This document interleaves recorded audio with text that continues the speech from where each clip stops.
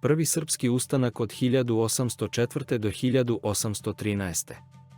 Srpska revolucija je naziv za prvi i drugi srpski ustanak, sve do donošenja Sretenjskog ustava 1835. godine. Kad su ukinuti feudalni odnosi u Srbiji, sultan Selim III pokušao je reformama da poboljša položaj hrišćanske raje u Beogradskom pašaluku, razdijeljenom na 12 nahija. U nahijama je dopušteno da Srbi organizuju lokalnu vlast, što je nazvano knežinska samouprava. Janičari su protjerani, a razvojem trgovine stokom kod Srba se javlja bogati sloj takozvane seoske buržoazije. Kada je Napoleon napao Egipat, osmanske vlasti su dopustile povratak Janičara u Beogradski pašaluk.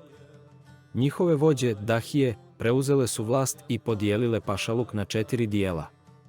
Dahije, Aganlija, Kučuk Alija, Mula Jusuf i Mehmed Aga Fočić zaveli su strahovladu, punu nasilja i neizvjesnosti.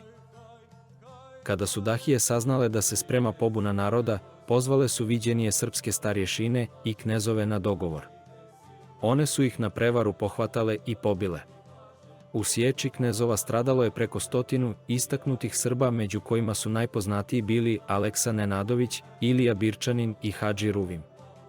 Sječa knezova nije zastrašila Srbe, već naprotiv, ubrzala izbijanje bune protiv dahijske strahovlade.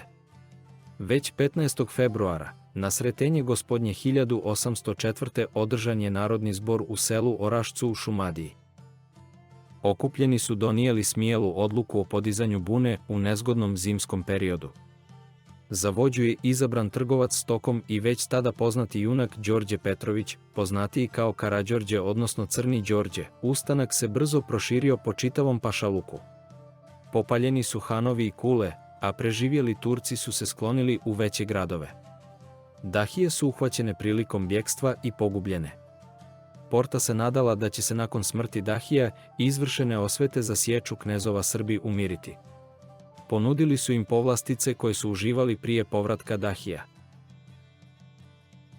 Srbi su zahtjevali da im garant bude neka od velikih sila Rusija ili Habsburška monarhija, ali su to Turci odbili.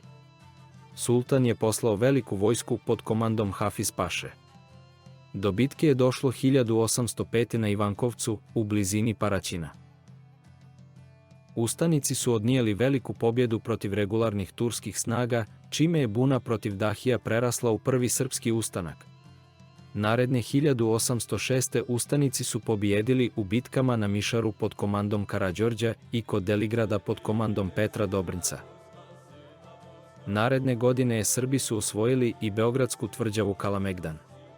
Ustanici su sa Turskom sklopili povoljan Ičkov mir, ali su ga sami odbili nakon ulaska Rusije u rat protiv Turske.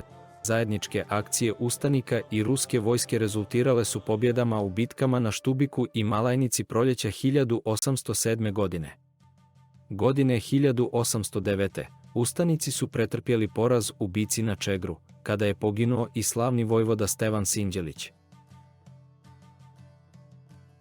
Od glava ubijenih Srba, Turci su na nedaleko od Niša napravili Ćelekulu, koja je postala simbol otpora i borbe za slobodu. Godine 1810. ustanici su sa ruskim snagama odnijeli 2 pobjede, kod Varvarina i kod Loznice. Uporedo sa borbom za oslobođenje ustanici su u Beogradskom pašaluku izgrađivali državu i vlast. Vlast je bila u rukama Karađorđa koji je težio apsolutizmu. To su osporavale pojedine starješine, koje su kod naroda u svojim nahijama imale veliki ugled. Najvažniji organ vlasti bila je Narodna skupština. Godine 1805. po savjetu Rusije osnovan je praviteljstvujući Sovjet Srpski. Sovjet je trebalo da ograniči Karađorđev despotizam. Činili su ga predstavnici 12 nahije. Prvi predsjednik Sovjeta bio je Prota Matija Nenadović.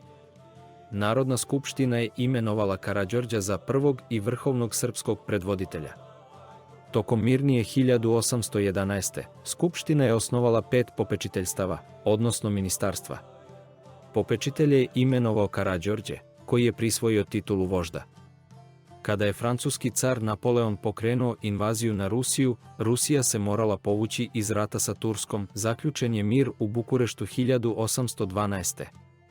Uslijedio je silovit napad Turske na Srbiju, prvi srpski ustanak je ugušen 1813. a Karađorđe, sa većinom starješina bježi u Austriju. Procjenjuje se da je u ustanku poginuo svaki 5. Srbin.